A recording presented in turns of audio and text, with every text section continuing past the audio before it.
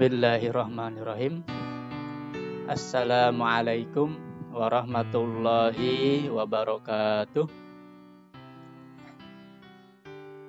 Bismillah, alhamdulillah. La haula wala quwata illa billah. Amma ba'd. Selamat pagi anak-anakku semuanya. Apa kabar hari ini? Mudah-mudahan kamu semuanya ada dalam kondisi yang sehat. Mudah-mudahan kamu semuanya senantiasa ada dalam kondisi yang gembira. Dan sebelum kita memulai pembelajaran, izinkan Bapak untuk menyampaikan terlebih dahulu beberapa tujuan pembelajaran. Inilah tujuan pembelajaran yang akan kita laksanakan pada pagi hari ini, anak-anakku semuanya. Ada 4 minimal ya, ada 4 tujuan pembelajaran. Setelah pembelajaran berakhir, anak-anakku semuanya diharapkan mampu. Pertama, menjelaskan pengaruh kondisi geografis Indonesia sebagai negara maritim terhadap kehidupan ekonomi, terhadap kehidupan sosial, terhadap kehidupan budaya, dan transportasi masyarakat. Setelah kemarin kita mengetahui bagaimana kondisi geografis Indonesia yang berupa kepulauan, sebagai negara maritim ya, dan juga sebagai negara agraris, maka sekarang kita lihat apa sih pengaruhnya bagi kehidupan masyarakat. Itu yang akan kita pelajari pada pagi hari ini anak-anakku semuanya ya. Jadi silakan dipersiapkan apa yang akan kita pelajari hari ini, yaitu berkaitan dengan pengaruh dari kondisi geografis Indonesia yang berstatus sebagai negara maritim. Masih ingat kan negara maritim itu apa? Iya, bagus ya. Nah, pengaruhnya terhadap apa? Terhadap kehidupan masyarakat, baik kehidupan ekonominya, kehidupan sosialnya, budayanya, maupun transportasinya anak-anakku. Itu yang pertama. Yang kedua, diharapkan anak-anakku semuanya bisa menjelaskan Pancasila sebagai satu kesatuan yang utuh dari kelima silanya. Nah, ini tujuan pembelajaran kita, melanjutkan setelah kita mempelajari sikap dan perilaku yang sesuai dengan Pancasila. Sekarang kita masuk ke bagaimana perilaku yang mencerminkan sila-sila Pancasila, sehingga kamu mampu menjelaskan Pancasila itu secara utuh, satu kesatuan. Lalu yang ketiga, menjelaskan perilaku yang mencerminkan sila pada Pancasila. Ini nyambung dengan tujuan yang kedua. Dan yang terakhir adalah menjelaskan cara mengembangkan ide pokok menjadi sebuah paragraf anak-anakku semuanya. Nah, masih kita belajar mengenai ide pokok, namun kita sudah ada pada tahapan belajar mengembangkan anak-anakku. Kalau kemarin-kemarin kan kita baru menentukan ide pokok dari sebuah bacaan. Nah, sekarang kita mulai masuk ke bagaimana mengembangkan anak-anakku semua ya, mengembangkan ide pokok menjadi sebuah paragraf, atau bahkan mengembangkan paragraf menjadi sebuah bacaan yang panjang anak-anakku semua ya. Itu tujuan kita yang terakhir ya, menjelaskan cara mengembangkan ide pokok menjadi paragraf. Anak-anakku semuanya, inilah tujuan pembelajaran yang akan kita capai pada pagi hari ini. Silahkan kamu fokus terhadap keempat tujuan pembelajaran ini supaya kamu punya target ya, punya target yang akan kamu capai. Targetnya sedikit-sedikit saja anak-anak ya, tidak perlu banyak, sedikit demi sedikit. Insya Allah dengan begitu kamu bisa mengikuti pembelajaran ini dengan baik. Persiapan pembelajaran yang harus kamu siapkan tentunya seperti biasa. Kamu siapkan perangkat belajarnya, buku, kemudian pulpen, pensil, dan lain sebagainya. Dan juga jangan lupa perangkat pendukung lainnya anak-anakku semuanya ya. Kalau anak-anakku semuanya sedang menggunakan smartphone atau menggunakan laptop, silahkan siapkan daya pendukungnya. Smartphone, laptop itu kan barang-barang elektronik. Nah, jadi membutuhkan sumber daya listrik supaya nanti kamu tidak terputus belajarnya di tengah jalan ya, supaya tetap nyambung belajarnya, ada sumber daya pendukungnya. Itu ya anak-anakku semuanya, persiapkan segala kebutuhan daya pendukung dari perangkat pembelajaran yang akan kamu gunakan. Selanjutnya jangan lupa juga Bapak mengingatkan ya, berdoa sebelum belajar. Silahkan berdoa menurut agama dan kepercayaannya masing-masing. Bagi anak-anakku yang muslim, mari kita awali kegiatan ini minimal dengan mengucapkan basmalah ya. Bismillahirrahmanirrahim. Maksimalnya anak-anakku semuanya bisa membacakan doa sebelum belajar yang anak-anakku semuanya hafal ya. Masih hafal kan doa sebelum belajarnya?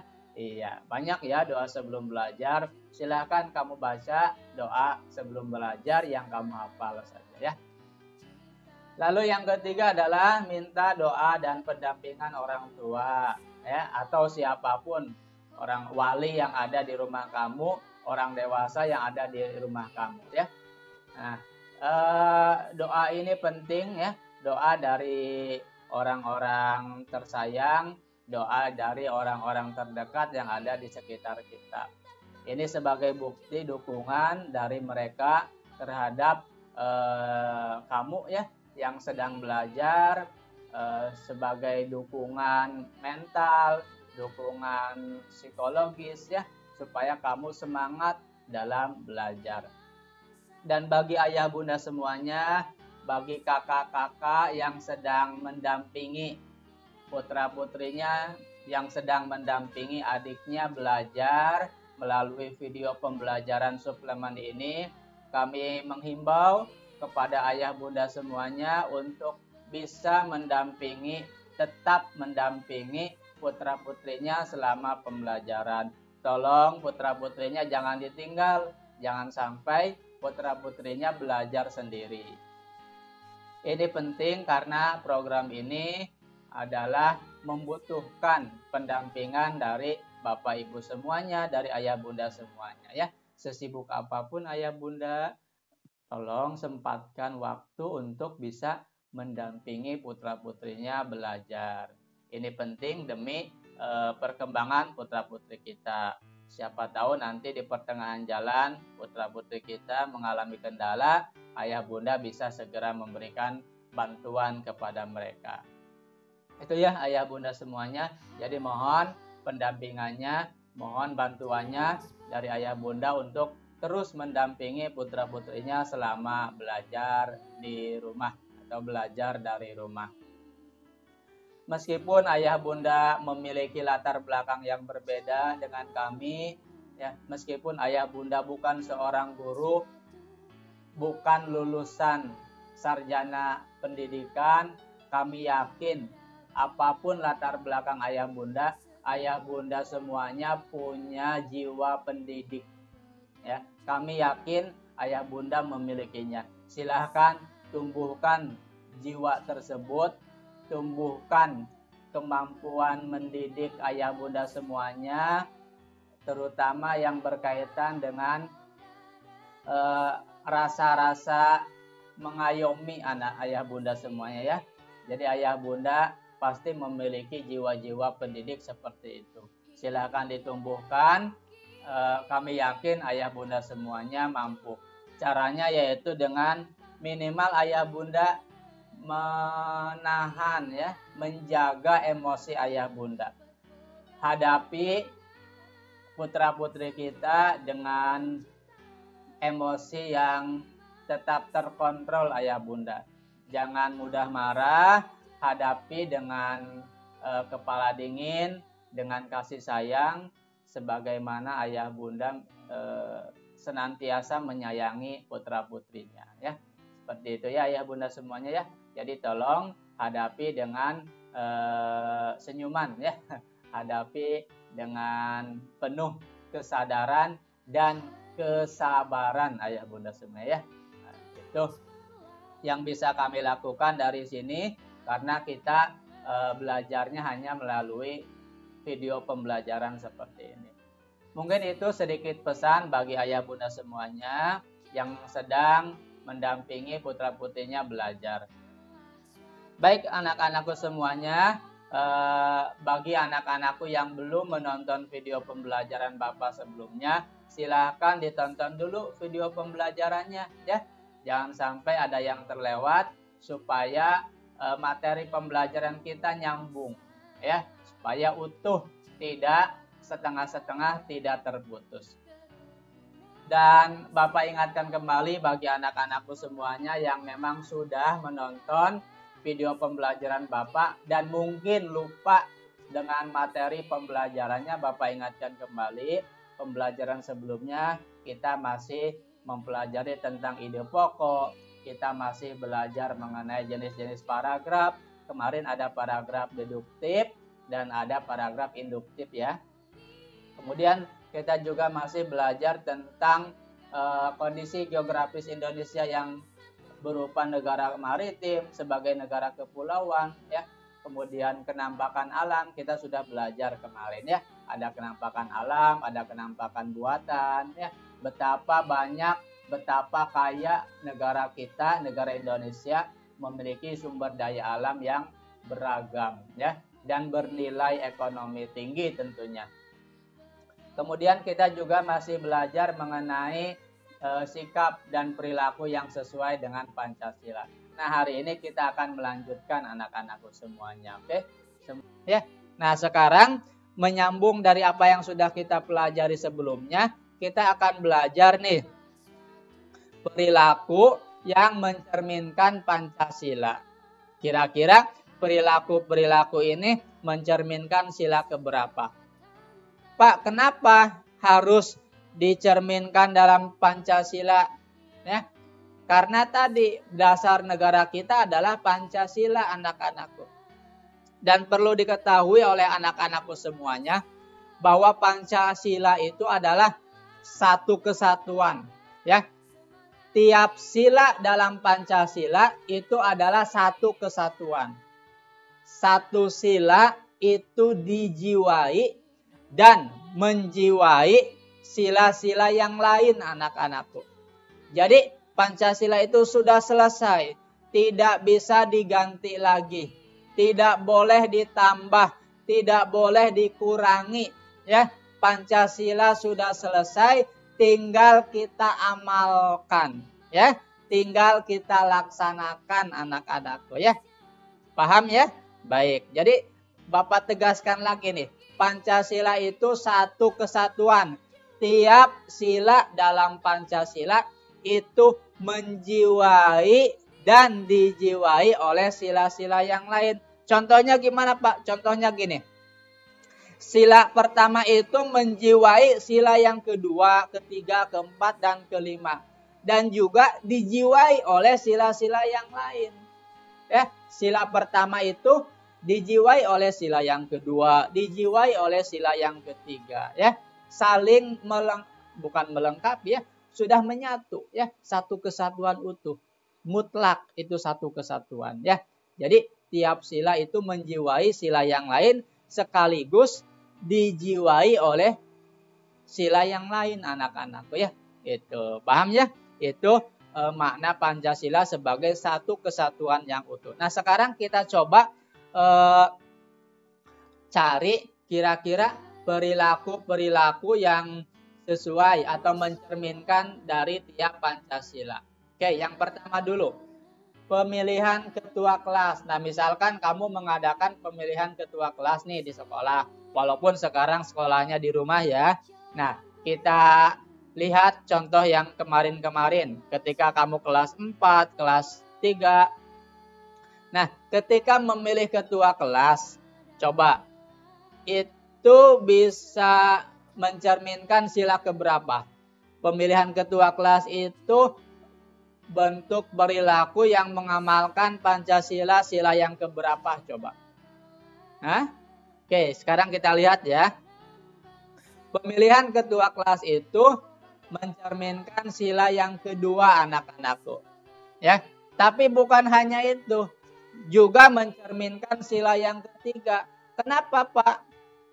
Karena dalam perilaku pemilihan ketua kelas ada rasa kemanusiaan di sana tanpa membeda-bedakan warna kulit, tanpa membeda-bedakan agama, tanpa membedakan jenis kelamin. Bebas, siapapun boleh jadi ketua kelas. Laki-laki boleh, perempuan boleh, yang kulitnya hitam boleh, yang kulitnya putih boleh. Nah, perilaku seperti itu mencerminkan sila yang kedua. Apa yang kedua? Pancasila yang kedua itu apa? Hah? Kemanusiaan yang adil dan beradab. Menjunjung rasa kemanusiaan anak-anakku. Tidak membedakan warna kulit, suku, ras, golongan, agama, dan lain sebagainya. Juga ada nilai persatuan di sana, kekompakan, ya, mencerminkan Pancasila yang ketiga. Dengan memilih ketua kelas, kita bersatu, ya, kita memupuk persatuan supaya kekompakan di kelas tetap terjaga. Juga ada nilai-nilai sila keempat, ada permusyawaratan. Ini yang paling berperan anak-anakku ya. Yang paling berperan adalah sila yang keempat, ada permusyawarahan di sana untuk mencapai mufakat. Oke, paham ya? Gitu. Lalu yang kelima juga ada, ya. Yang kelima juga ada. Pak, kenapa yang satu tidak disebutkan, tidak termasuk? Nah, ini apa namanya? Bukan berarti tidak termasuk anak-anakku. Pasti ada, karena dalam setiap agama juga diwajibkan untuk memilih pemimpin. Ya, ketua kelas itu kan pemimpin.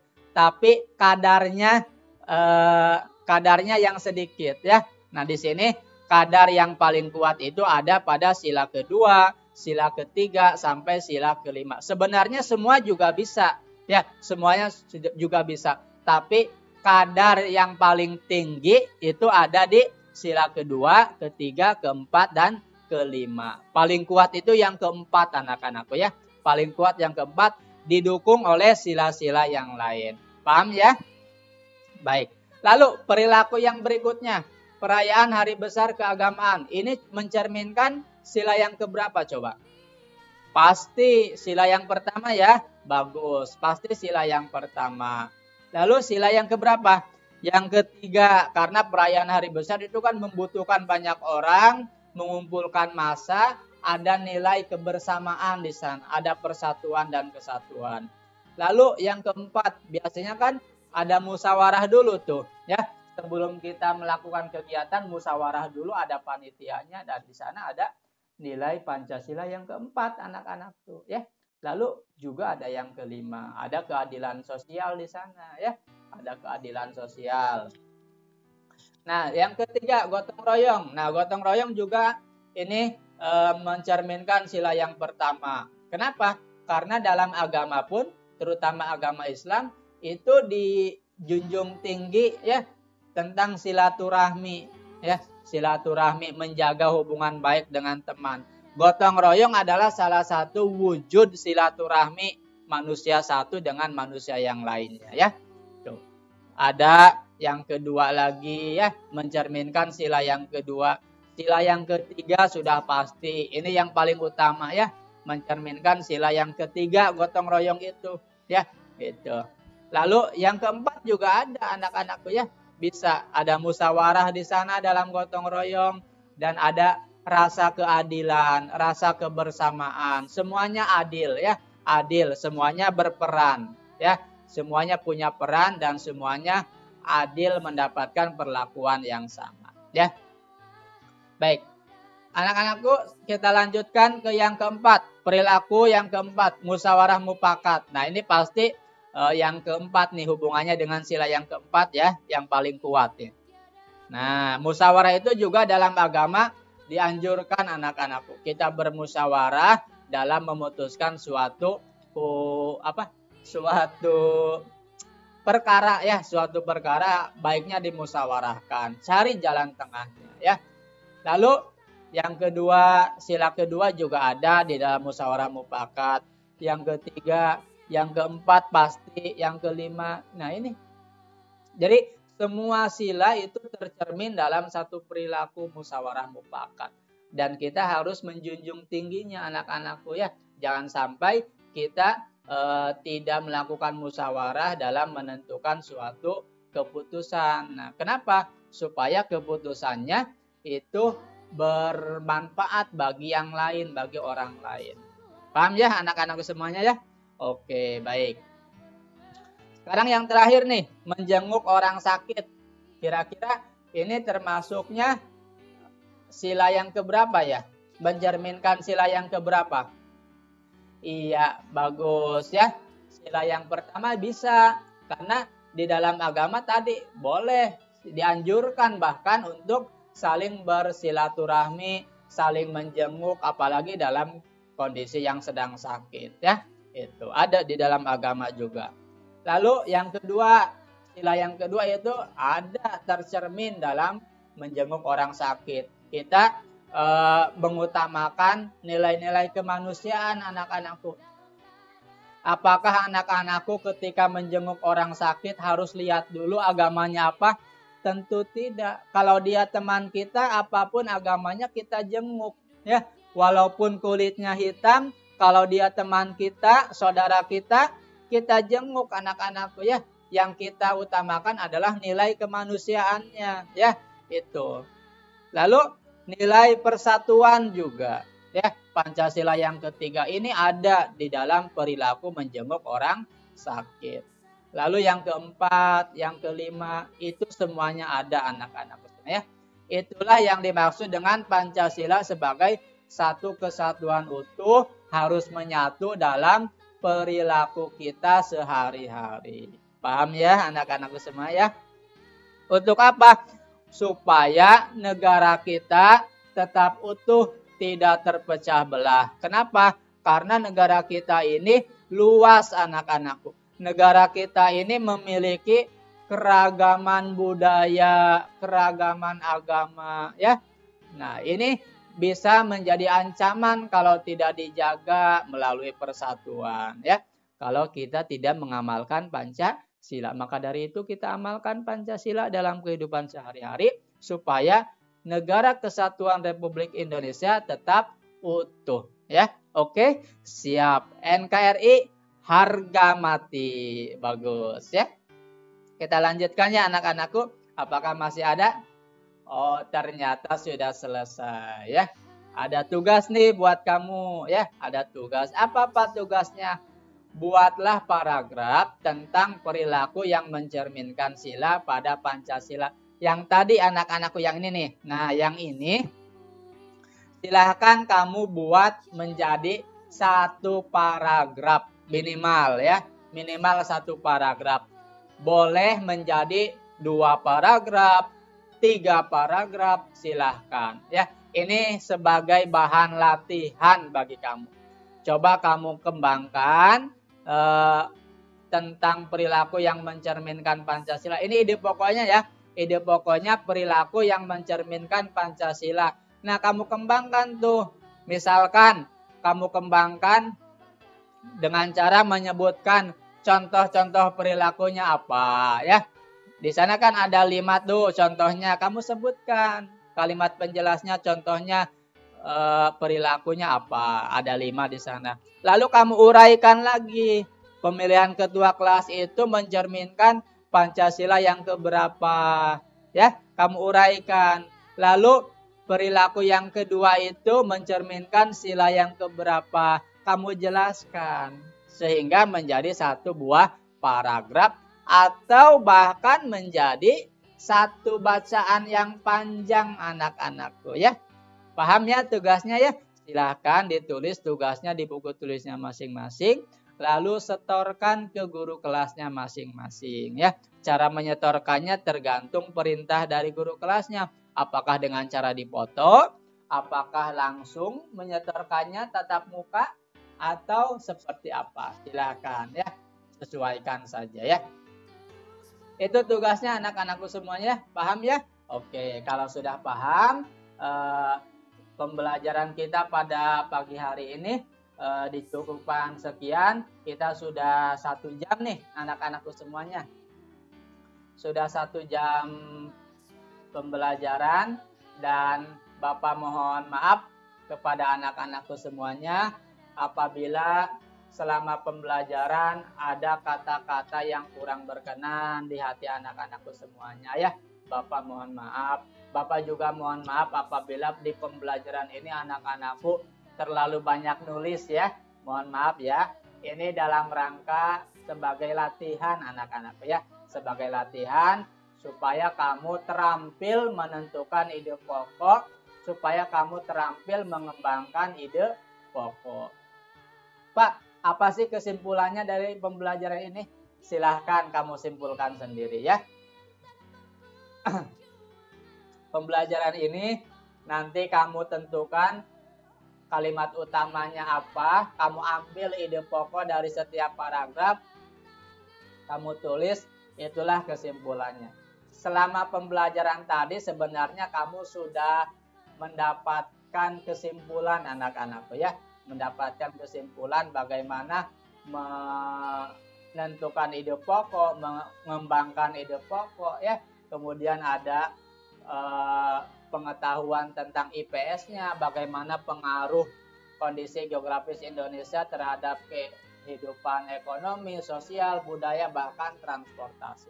Silakan kamu simpulkan sendiri dengan cara ditulis ya, ditulis di buku tulisnya. Itu saja anak-anakku semuanya. Terima kasih atas kebersamaannya pada hari ini.